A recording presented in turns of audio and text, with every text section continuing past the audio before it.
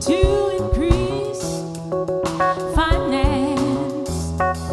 Bills pile up, oh, they pile up sky. Send that boy off, oh, to die.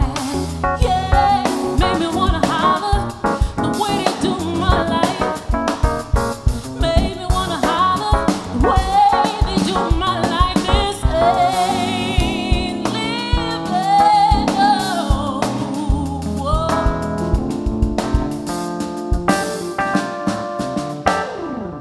Hang-ups, letdowns, bad breaks, setbacks.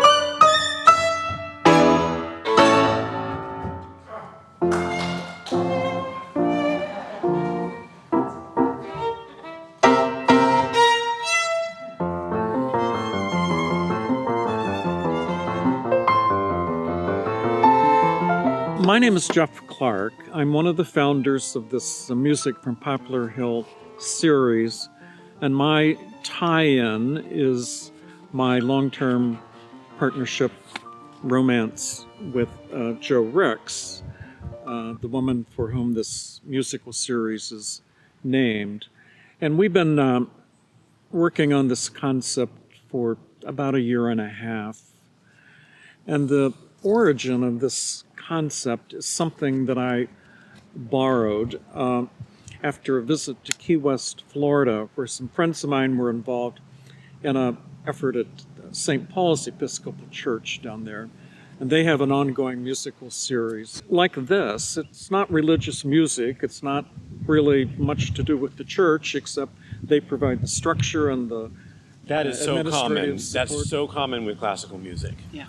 Literally, this piece of ground, which has been a gathering spot going back nearly 400 years. Isn't that interesting? It's almost as if there's something about this place that invites gatherings. So it's been neat that this space, literally this ground, has been a space for gathering, a space for people coming together, a fascinating space of people finding some common agreement, indigenous persons as well as English settlers coming across, and a space that's just been home to all kinds of different activities. And of course, we're excited to be able to gather here for the Music from Poplar Hill concerts, because as it turns out, the little historic church here has really amazing acoustics. One of the first things I thought the first time I walked into the church was, my goodness, what wonderful acoustics in this space. And it's also an intimate space, so it really lends itself for very personal musical gatherings. You wouldn't bring a symphony orchestra in, but for a chamber music concert, such as the one we have tonight, or a jazz trio, such as the group we had a couple weeks ago, it's really a chance for an audience to be near to the performers, and especially for the young people who come.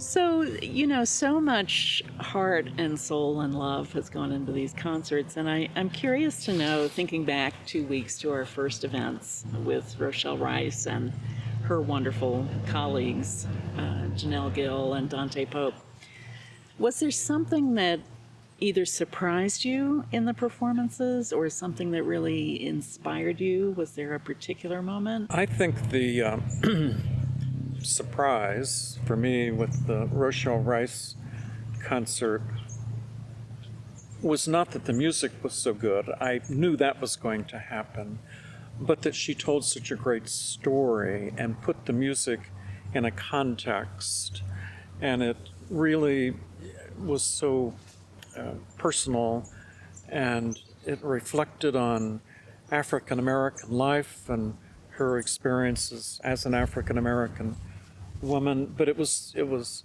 more than music. It was wonderful music, but it was poetry, storytelling, and she kind of embraced everybody in the audience. And I don't know how you could have been there and not felt very special and a special bond with Rochelle and her colleagues. It was just wonderful. I'm so happy to be here. I just think it's going to be such a blessed night, and I'm so excited for the series.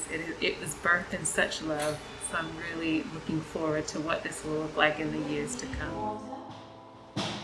Do not worry. This is grief. Your face will fall out and down your skin, and there will be scorching.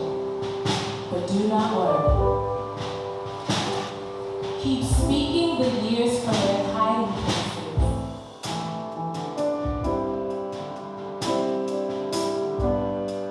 I went down to the water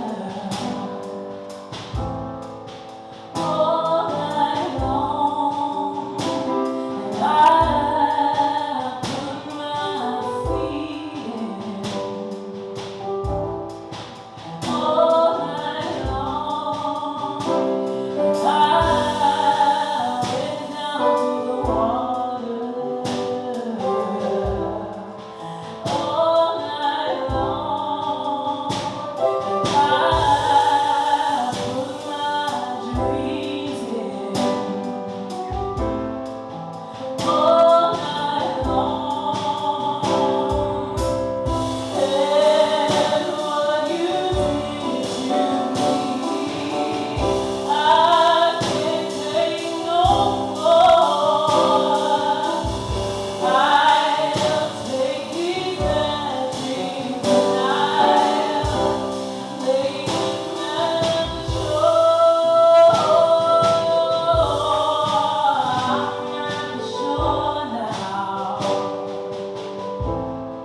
The water's in my bag, and I can feel the waves come. I think it speaks volumes about Jo and really tells her story that here at St. George's, where she was a longtime member, and then friends beyond the St. George's community, far and wide, really wanted to help get this concert series that's named for her started.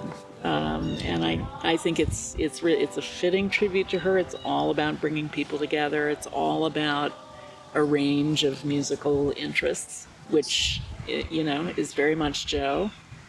And I think it's really a lovely and very appropriate tribute, I think, to her memory. You know, it's a cliche, but she would be extremely happy to see what we have done here and what's underway, and the workshops with the school children would be especially meaningful for her, I do believe. One of the major elements of this Music from Poplar Hill series is the workshop with the school kids who were involved in music here in the county school system. So I hope that is something that is going to make your trip down here more rounded and more satisfying. It's I part of fully it expect it will, yes. Yeah, that's one of our It's favorite. something we're very excited about, and the last one 2 weeks ago. It's very impressive how many students that there are lined up. Great reaction Yeah, from yeah. the participants, Mhm. and there is a shortage of cultural outlets down here and things to do. And when something of this caliber comes along, there's a lot of appreciation. So I think you'll see some real enthusiasm from the people in the church and out here on the lawn. I am certainly looking forward to it.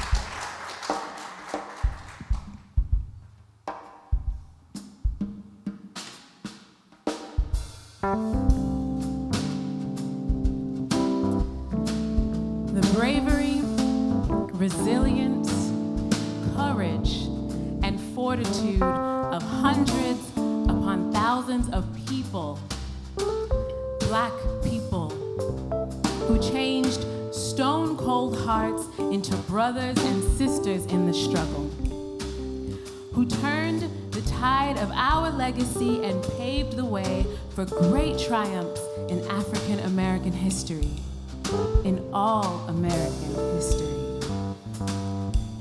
These giants of civil rights, their words and their songs and their actions carried us through the deepest sorrows of life in America. And though we still face uncertain and perilous times, we will keep on marching, keep on pushing towards change and a better tomorrow.